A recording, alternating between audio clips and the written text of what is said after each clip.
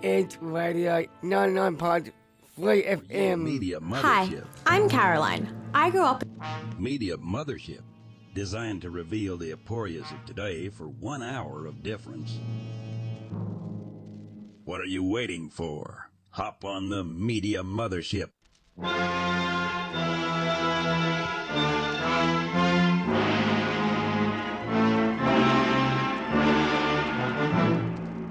Troubled by the multiple narratives. Ever question the possibility of a stable meaning? Want to deconstruct it all? Edge Radio doesn't just offer you media, we offer you Media Mothership.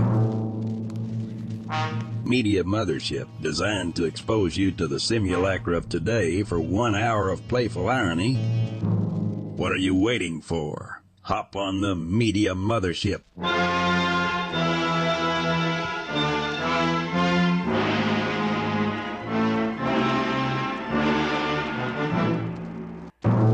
Right, and with that very exciting intro, welcome to Media Mothership here on Edge Radio 99.3 FM.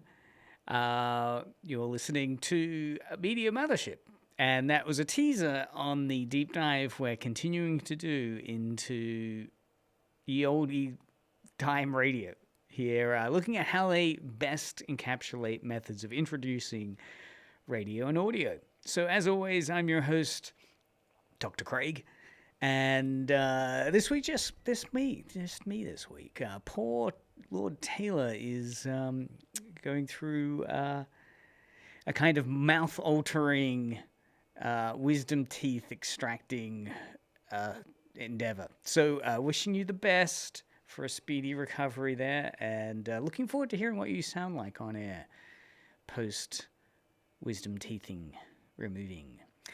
So as always, here on Media Mothership, we explore how media can shape our understanding of the world around us. And to achieve maximum distribution, we're streaming over numerous platforms, including our mothership, edgeradio.org.au, as well as its FM system, 99.3 FM, and also 21st century formats such as YouTube and Twitch. You can get to us just by searching Media Mothership. And if you want to reach out to communicate to us, you can message us on the SMS, which is 04888 11707, or send us a message on the chat at Twitch or YouTube. So again, today's topic, we're going to be covering some interesting news articles, as well as exploring what we can learn from old radio show intros. And this week we're looking at Escape. So yeah, I'll be featuring some wonderful little themes from Escape during the show, because our master jingle maker Taylor is unfit for duty, and yeah, I'll theme it up with some ye olde themes from the radio drama series Escape, which ran from the 40s till the 50s. But all that and more here on Media Mothership.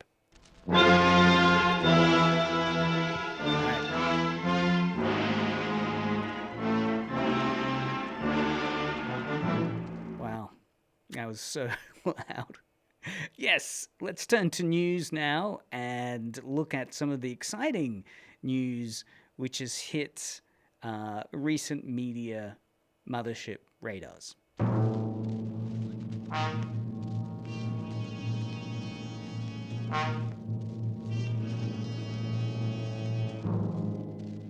All right, first bit of news is OpenAI is being sued. It was only a matter of time for training ChatGPT with stolen personal data. This was an article on Mashable.com talking about a law firm which is accusing OpenAI of using data generally without consent.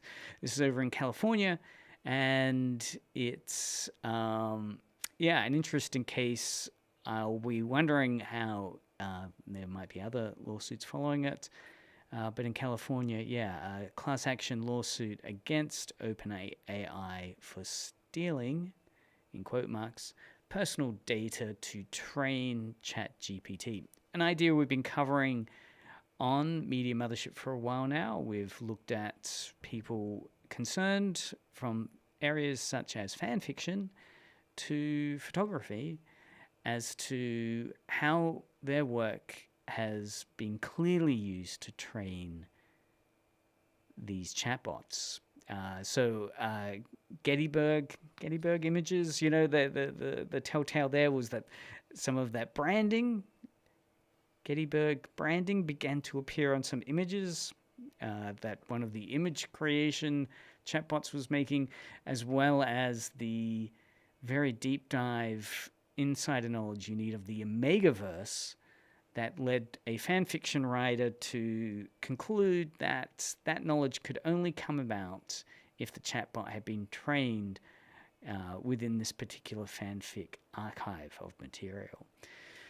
So it's an interesting piece. It'd be interesting to see what the outcome and what the increasing of it is. I think key questions here is generally, how should we feel about OpenAI, companies like OpenAI allegedly using data to train ChatGPT without the consent or knowledge of those that created that data, fan fiction writers, photographers on various image archives. Do you think, indeed they have violated privacy and rights issues? Additionally, on the other hand, looking at the benefits of that, I mean, these large language models like ChatGPT are delivering some really fascinating outcomes that we've been exploring over the last few weeks. Do the benefits outweigh those risks in a way for getting access to that material? And again, it'll be interesting to see how this lawsuit affects the future of OpenAI and software such as ChatGPT. It might require them to change policies or practices, and there might, of course, be more legal challenges and regulations around the corner now.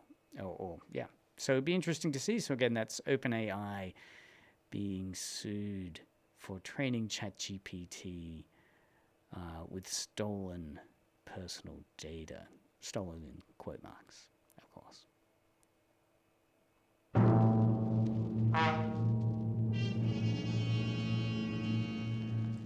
All right, the next article, Australians are world leaders when it comes to podcast listening.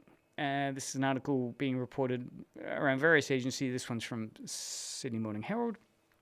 And it's talking about how a recent bit of research has revealed that Australians have overtaken the US to become the leader in overall podcast listening amongst English-speaking countries, with 43% of the entire Australian population who are aged over 12 listening to a podcast in the past month. So nearly half of Australia's population who are aged 12 and over have listened to a podcast in the past month.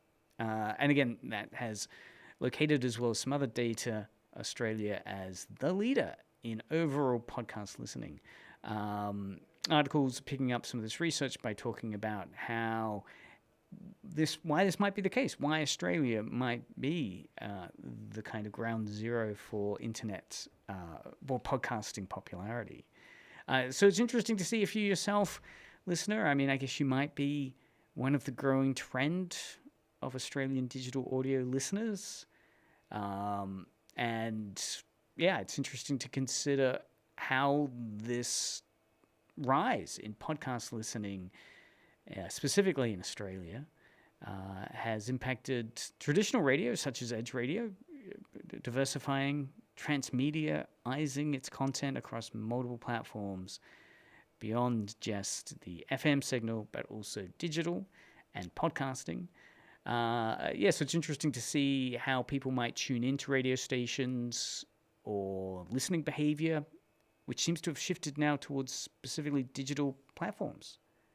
According to the article, it's interesting that Australia is the leading English-speaking country of digital audio consumption. It'd be intriguing to consider what factors have contributed to this trend. Certainly Media Mothership could be a key influencer there. Are there unique characteristics of the Australian market that influence this popularity of digital audio? So really interesting to consider, again, that Australia has become a leader in terms of podcast listening. So this is from the Infinite Dial Australia report. So it was looking at Australia as well as other countries' digital listening trends. And yeah, it's striking that 43% of the population over age 12 and over have listened to podcasts in the last month. So yeah, they're truly part of people's various work patterns. Yes, this is the second successive year. The article goes on to say that Australia has recorded a higher monthly rate of listeners than the US. But it's the first in which it has also reported a higher weekly listenership. Right, so Infinite Dial Studies, yeah, so it's worth checking that out further in terms of some new data that's come up around podcast listening habits, and Australia being the leader when it comes to podcast listening globally. Wow. So, yeah, it's just a matter of time before this show, of course, is considered one of the reasons, one of the tipping points for that immense popularity of podcasting in Australia.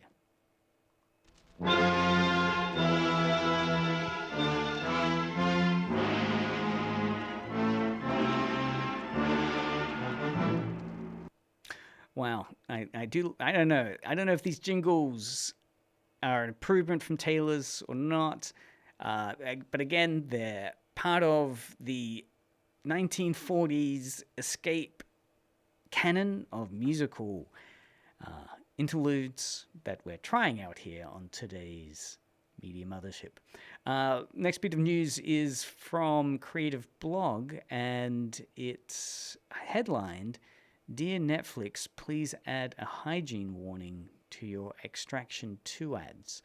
So Extraction 2, a movie that's currently airing on Netflix or streaming on Netflix, Chris Hemsworth, and it's very popular. And what's fascinating about this is the advertising strategy for it has featured a billboard of Chris Hemsworth's sweaty face. Sweaty, literally. It turns out the advertising company behind it laser cut pores into Hemsworth's forehead on this billboard. So it's a large-ish billboard at street level in New York that's featured here, and these laser cut pores, which are on the photo of Hemsworth's face, have behind them a hidden water supply, which slowly pumps out water droplets to mimic real perspiration. So there's various wonderful little YouTube videos or Netflix Twitter videos you could catch of people touching the beaded sweat on the huge photo of Chris Hemsworth's face, and discussing how intense the experience is. The article goes on to say some people have claimed to even lick his sweaty face. I'd lick it, said one person on Instagram. Is there a shirtless version? All these great comments on Instagram that you can find out. Anyway, that certainly takes the cake for the interactive advertising news for this week's news discussion.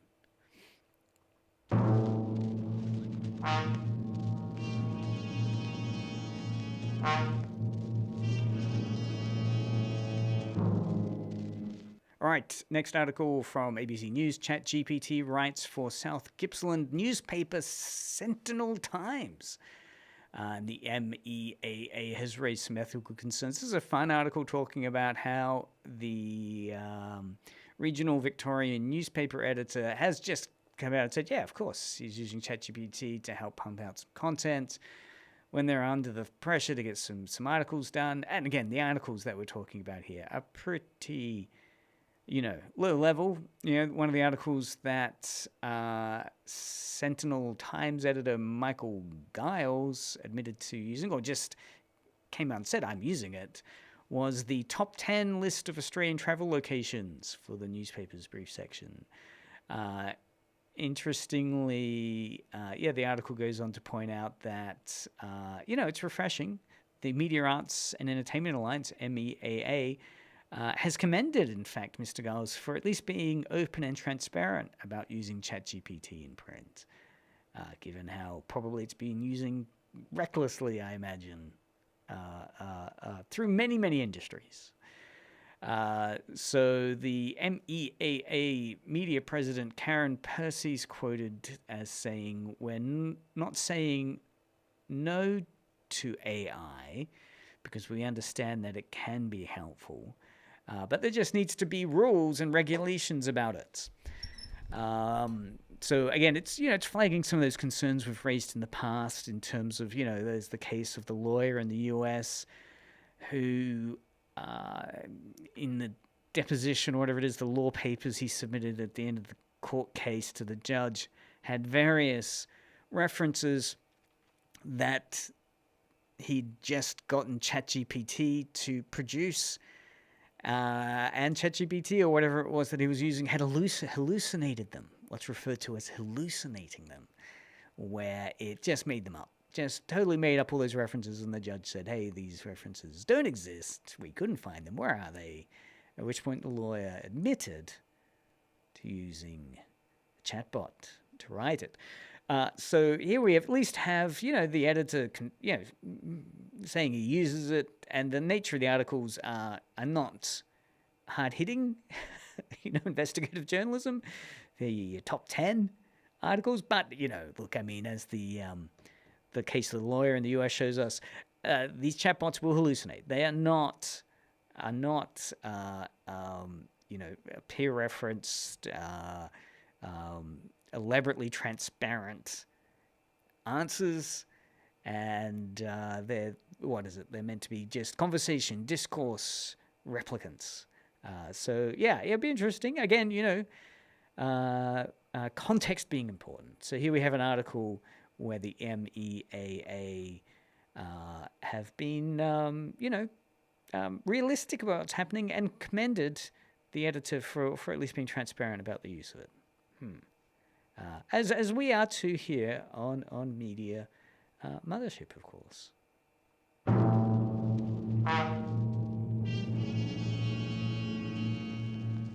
Yeah, I don't think that will ever get sick. I'm looking forward to playing that when Taylor gets back. I think he'll love that Jingles addition to our canon. It has certain, gravitas to it. Italy vows to find and punish tourists who deface 2,000-year-old Colosseum. I thought this was an interesting article. It's a story about this tourist who graffitied a part of the Colosseum in Rome with Ivan plus Haley 23. What's interesting is watching the video clip linked to it.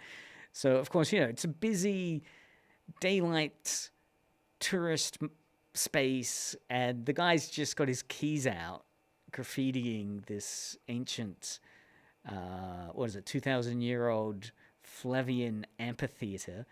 And, of course, one of the tourists is recording him doing it, right? Just saying, oh, man, what are you doing?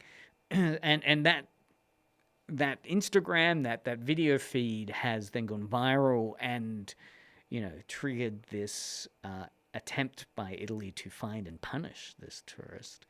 And again, a bit of media tourism there. It's interesting how media gets connected to these locations. In this case, for better, right? I mean, unleashing, I hope not a lynch mob onto this, a digital lynch mob. but yeah, nevertheless, again, it's intriguing the consequences that are coming about here, the outrage that's being discussed. But being recorded so publicly as this, it's intriguing to see.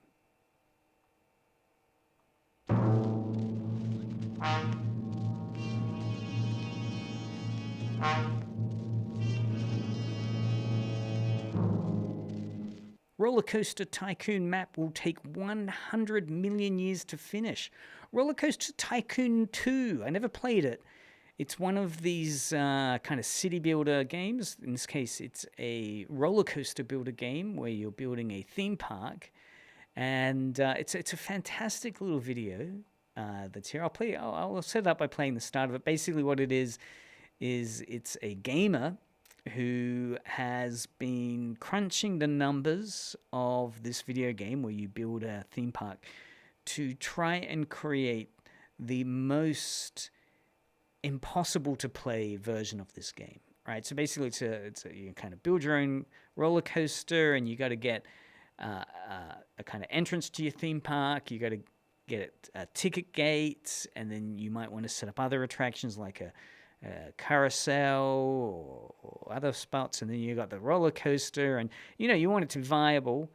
But in this way, it's this wonderful example of gamers playing the game, not at all in the way the developers would have anticipated. So just setting it up, here it is, the setup of the 100 million year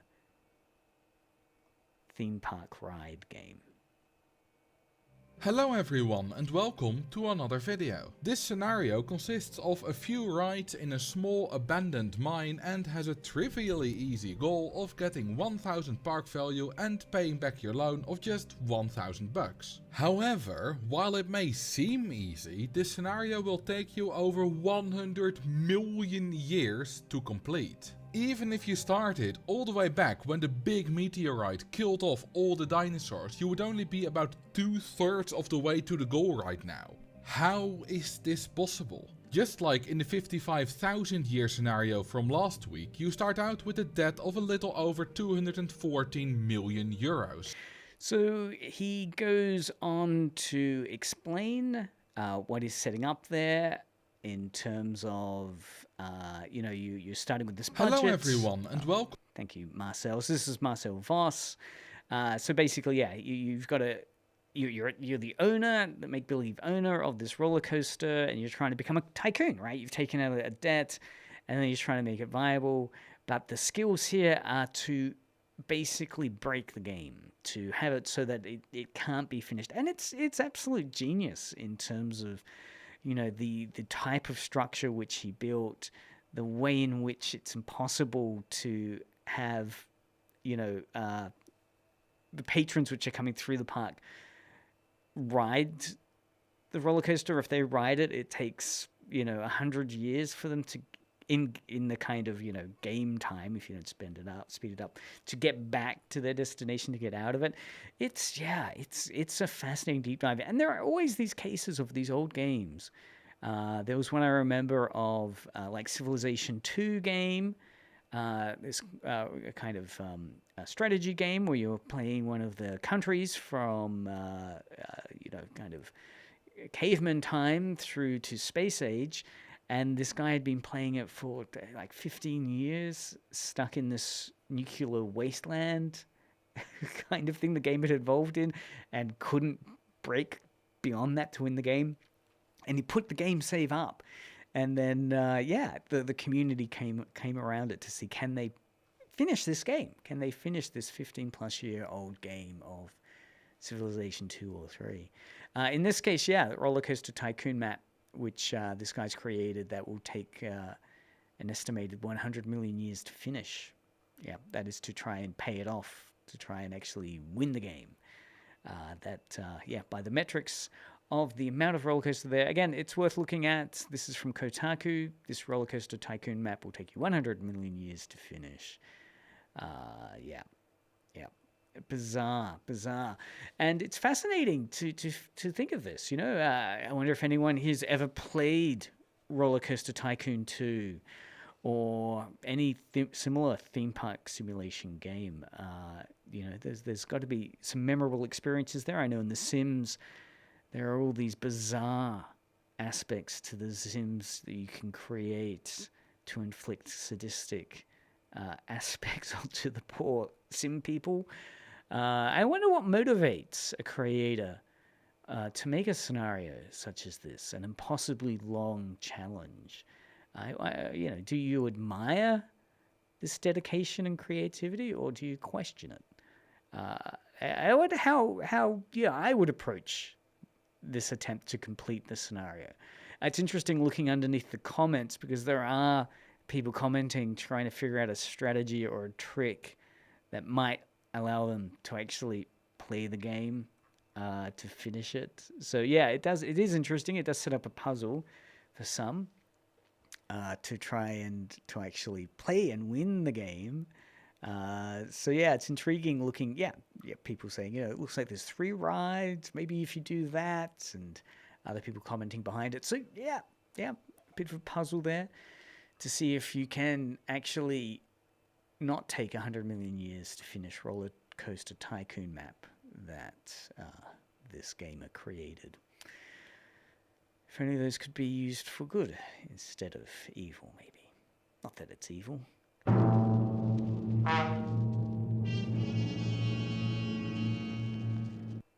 But talking of suspense or challenge, let's look into our next part of the show, which is a bit of radio theory, how old radio shows and introductions to them could possibly teach us a little bit about hooking our listeners. So as we covered over the last 2 or 3 weeks, the best way it's claimed in the literature to hook a listener is to, in the first 10 seconds, create audio content which will make them want to stay tuned for more. And the theory behind that is you've got to have the right voice, the right music, sound effects, put in a bit of episode information, and if those elements are all strategically and creatively assembled into a vivid and exciting soundscape, then hopefully your listener will stick around for more than 10 seconds to explore the show in more depth. So what we're going to have a look at now is, building on some of the previous week's work we've done. So those that have listened before will know some of the earlier attempts we've done, such as this one. This is the one from the Fat Man radio drama, which we'll play a little bit of. So this is from Fat Man, which was a detective radio show, which we appropriated to create something for Media Mothership a little like this. Don't let your stomach ruin your day. Listen to some refreshing Media Mothership and feel the difference. There he goes, into that radio station. He's about to host the show. Showtime, Media Mothership. Who is it? Dr. Craig and Lord Taylor.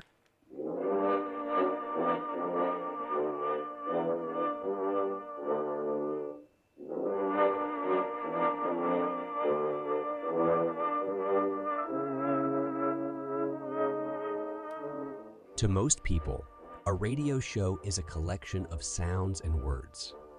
But there's one program I know of where the hosts explore the power and influence of media on our perception of reality. Every week, they chat with creators, critics, and fans of movies, TV shows, video games, and more. In the first episode, for instance, you'll find the K-pop and cultural intermediaries interview. And in another audio adventure, you can inspect the Harry Potter or Sherlock Holmes radio dramas that are a unique creation of artificial intelligence. Don't miss these chatbot-generated radio dramas gone wrong. That's the show Media Mothership, a fast-moving media analysis who tips the scales at £239. Brought to you by the Tasmanian Youth Broadcasters Incorporated, makers of Edge Radio and other fine media empires.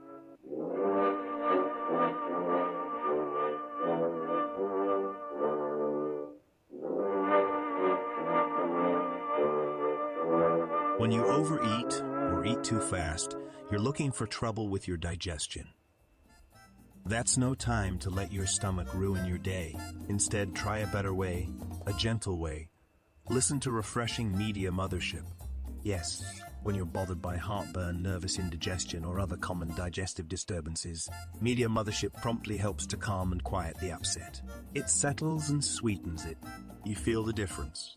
Next time you eat too much or too fast, you can do something for that uneasy, uncomfortable feeling. Try refreshing Media Mothership. That's right, when your stomach's upset, don't add to the upset. Take soothing Media Mothership and feel good again. And now, from Hobart, Tasmania, Media Mothership, hosted by Dr. Craig and joined by Lord Taylor. And that was the tribute of Media Mothership to the Fat Man. What I enjoyed about that was, and full disclosure, I was curious to see how Chatbot would chew up the script of the Fat Man. So I asked it to create something in the tone of that for Media Mothership. And what fascinated me was that it went into 2 ad spots and then an intro, which if you listen to some of these 1940s, 50s radio shows, they'll do at their intros. They'll have these awkward, wonderfully awkward ads pieces. So taking a bar from that ChatGPT dialogue, I re-scripted it with Media Mothership's own endorsement brands. Moving on from Fat Man from last week, today we've got Escape, and as people know, we've been abiding by Jeff Jorgensen's list of top 10 best radio show intros. And this is him setting up the Escape radio intro and why it matters. Number 7, Escape. Escape was a dramatic show that billed itself as a half hour of high adventure, and it was. Every show was unique, be it a Western or science fiction or murder mystery, but the audience could always count on lots of thrills.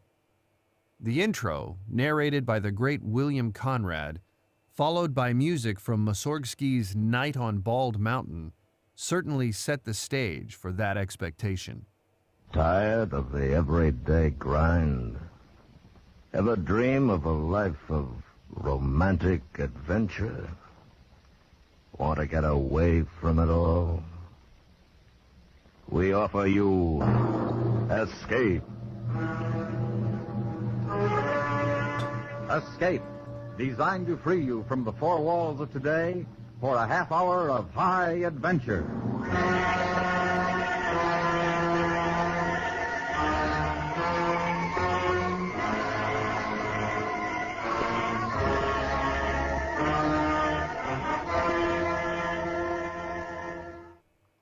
So you can really see there the build-up of that 10 seconds, the narrator's voice, which is used there to really transport the listener into that location of an exciting adventure.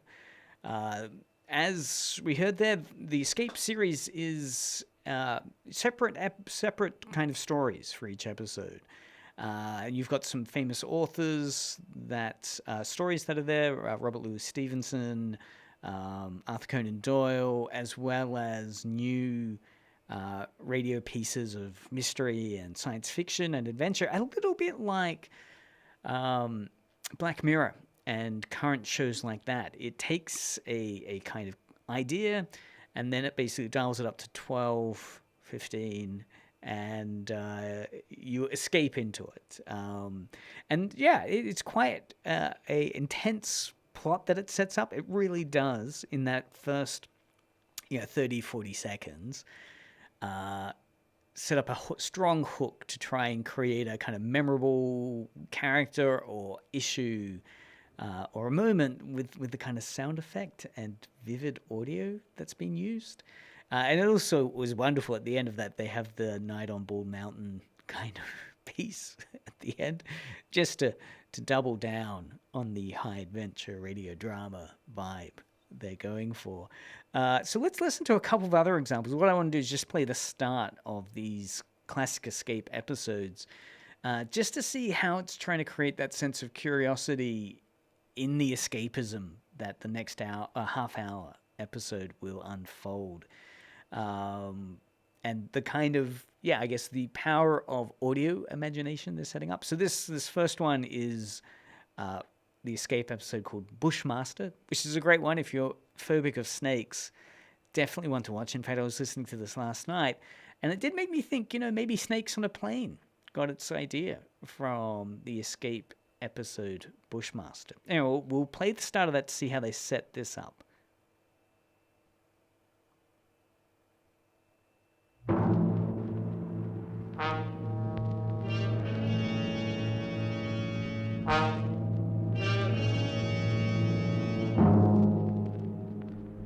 Did you miss out on that big football game last week? Can't get rid of that head cold?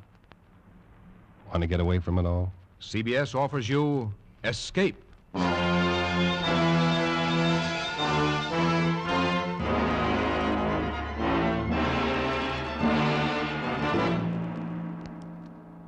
You are groping your way slowly through the dark hold of a ship at sea, moving carefully step by step, searching intently for something you dread to find, because you know that this ship carries a cargo of death. The Columbia Broadcasting System and its affiliated stations presents Escape, produced and directed by William N. Robeson, and carefully plotted to free you from the four walls of today for a half hour of high adventure.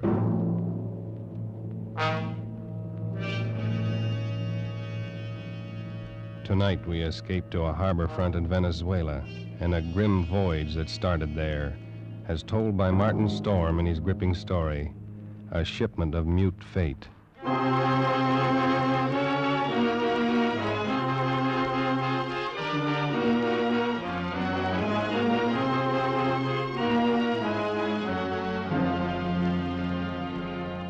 I stopped on the wharf. So we'll pause it there, but it is a really beautiful idea of that anticipation and curiosity of what's going to happen next, and some wonderful phrases that, again, just throwing you straight in the middle of the story at the start as the hook. You're groping around in the dark in the cargo hold of a boat, and the cargo is death. and then that kind of wonderful orchestration around it. You get a sense of the setting immediately, I feel, in terms of the threats, I guess, the violent adventure that's about to await you. So let's have a look here at the next episode, continuing that theme of danger. What we're looking here is, so that was the first minute of the Bushmaster episode. Let's now listen to the Poison episode, see how it creates mood, atmosphere, emotion, and tension here through the use of clever use of music and sound.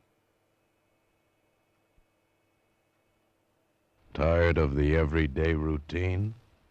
Ever dream of a life of romantic adventure? Want to get away from it all?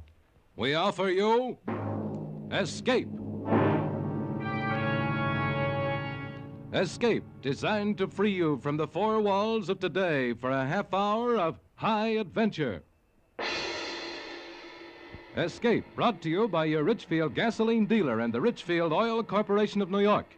Marketers of Richfield gasolines with Xylene, Rich Lube, all-weather motor oil, and other famous petroleum products. Gee, I love how dated that ad is. Xylene! Yeah, I don't know where the hell Xylene is today. Anyway, let's continue. So pushing on. So again, that wonderfully dated ad setting up as the whole package, of course, that it's brought to you. It's interesting because the title of this episode is Poison, and it's intriguing to me that many people would critique the sponsor for today's Escape episode that happened back in the 1940s, the petroleum company, as itself poison. Very meta. Look for the Richfield Eagle on the cream and blue pumps.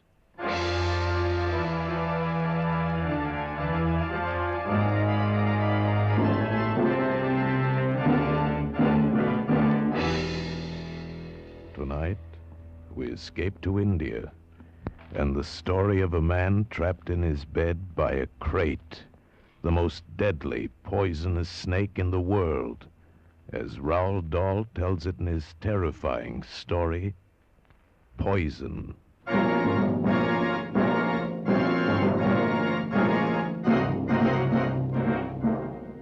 Listen, it's an awful... It's, again, classic author. We've got a Roald Dahl story here that next half hour is going to do a radio drama interpretation of.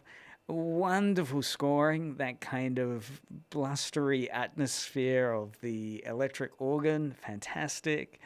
You can really hear, again, that mood and atmosphere and the wonderfully droll delivery of the narration that's offered at the start. So the next episode I want to get us to listen to is The Country of the Blind. So it takes a departure from that idea of the danger of snakes into a little more environmental danger.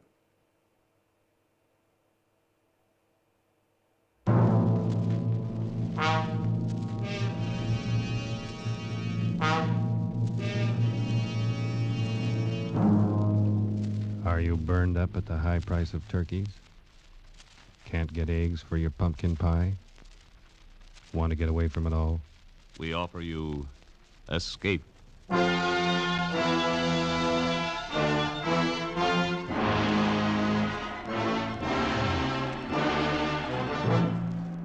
You're trapped in a remote valley of the Andes, walled in by sheer rock precipices, and surrounding you, closing in on you, is a band of blind men who want your eyes. Escape, produced and directed by William N. Robeson and carefully plotted to free you from the four walls of today for a half hour of high adventure. Tonight, we escape to the high mountains of Ecuador and to a remarkable world where sight is unknown, as H.G. Wells imagined it in his curious story, The Country of the Blind. So there we have a H.G. Wells story, Country of the Blind. What a great hook at the start, that you're groping around in the top of this mountain surrounded by the blind who want your eyes. Again, wonderful theater of the mind there that's being created. So it'll be fascinating to hear next. The next two, I'll play two more final episode or teasers, I guess, intro hooks. This one again by a famous author. This is the Suicide Club by Robert Louis Stevenson. And again, a wonderful hook and setup of it. We'll give it a quick listen to now. Again, thinking of the atmosphere and mood created by music.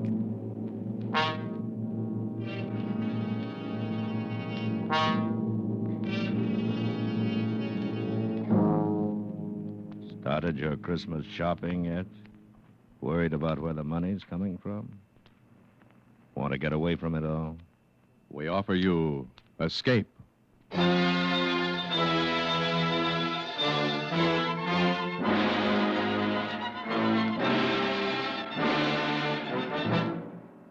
You were seated around a green felt table with a dozen desperate men, waiting for the turn of a card. If it's the ace of spades, you will be next, and you desperately desire the impossible. Escape. Escape, produced and directed by William N. Robeson, and carefully plotted to free you from the four walls of today for a half hour of high adventure. Tonight we escape to London of the last century, a London of gas lights and hansom cabs, a London where a gentleman still valued his word of honor above his life, a London of which one terrifying incident is recorded by Robert Louis Stevenson in his unforgettable story, The Young Man with the Cream Tarts. So that's The Young Man with the Cream Tarts by Robert Louis Stevenson. I love the intro to that one in terms of how relatable the hook is, in terms of the desire for escapism. Literally, well, maybe. In this one, the, stressed out by not having Christmas gifts ready, or stressing about having Christmas shopping started and the cost that everything's going up. Very relatable today with the high pressures on life. You can see 1940s, 50s, the role, the classic narrative of media being one of escapism, literally here embodied by these escape narrative. Tired. This last one that I want to play is one long-time listeners of the show will hopefully fondly remember. 3 Skeleton Key. We spent, gosh, maybe 2 months deep diving into 5-minute analysis of this famous short story, 3 Skeleton Key. Let's go back now to listen to how they set this up. Here we're starring, of course, the famous Vincent Price. Of the everyday routine? Ever dream of a life of romantic adventure? Want to get away from it all? We offer you Escape! Escape, designed to free you from the 4 walls of today for a half hour of high adventure. Tonight, we escape to a lonely lighthouse off the steaming jungle coast of French Guiana, and a nightmare world of terror and violence, as we bring you again, in response to hundreds of requests, 3 Skeleton Key, starring Vincent Price.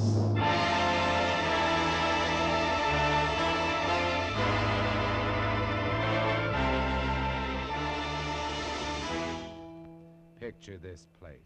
So exciting. Vincent Price. Well, again, such fascinating little deep dive there into how Escape was able to really appeal to a listener's sense of curiosity and escapism of the stresses they were under by offering them the chance to experience these kind of really, at the time and even today, exotic different worlds and experiences through, the theater of the mind. So again, that idea of using words in the setups that we were listening to around being tired or dreaming, wanting, getting away, and then of course escape. That's implied in this kind of dissatisfaction with the current reality and desire for change. So if we think of the 1940s, 50s, periods dominated by so much global crisis, pressures, cost of living expenses, coming out of a depression into World War II, and the horrors of the post-war recovery and knowledge of the atrocities of that period. Again, that real desire for change, that kind of dissatisfaction with the current reality, beautifully encapsulated in this series, Escape. And again, some amazingly quality material and work that was used there. If I don't know if it's material you'd listen to as you're wanting to get to sleep at night, but it's certainly worth a listen if you're doing the dishes. So to play us out, 2 short clips are tribute to Escape by Media Mothership. First one has a bit of a deconstructionist bent to it.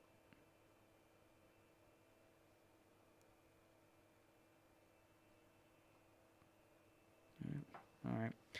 Ever question the possibility of a state? All right. Yeah, I will actually put the volume up this time.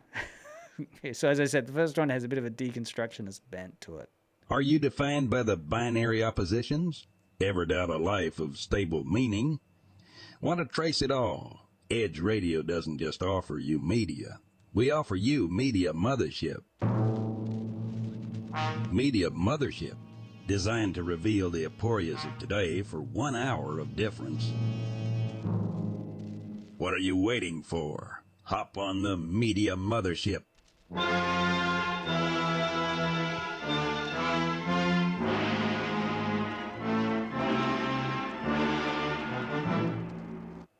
And finally, a bit of a multiple narratives. Hold on, a bit of a postmodern bent, a bit of a postmodern bent for the second one. I might sprinkle through. I did get carried away creating these. I think I've got about another 10. This one was a bit of a postmodern twist to it. And again, in the future, definitely trying to encapsulate that idea of a theatrical story at the end of it.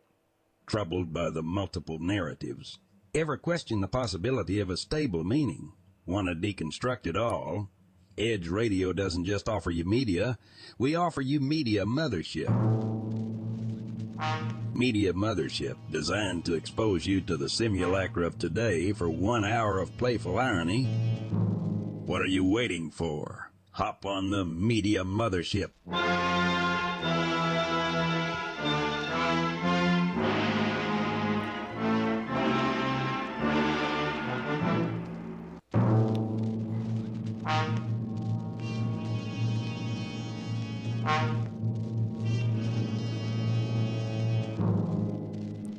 Right, so that pretty much brings us to the end of today's show. Thanks so much for listening. I hope you've enjoyed that trip into 1940s and 50s radio drama through Escape. Again, check it out. You can definitely find tons of episodes via the Internet Archive or YouTube or searching Escape radio drama. Well worth diving into that space. So this has been Dr. Craig for another week. And keep listening to how radio dramas can best hook us in. And given that Australia has now the global leader of podcast listening, maybe add to your podcast diet some classic radio dramas. Hopefully some of those have teased and hooked you in to see how they can conclude or go further into escaping from maybe a reality you're dissatisfied by today. Keep listening to Edge Radio. Coming up next, I'll be taking over K-Pop Unlimited, so, it's it's going to be interesting. That has been Media Mothership for another week. Next week, we'll be looking at, what are we up to, number 7 of the top 10 radio dramas. So that would be amazing to have your listening pleasure there as we take a slight departure into the world of the Western in radio dramas.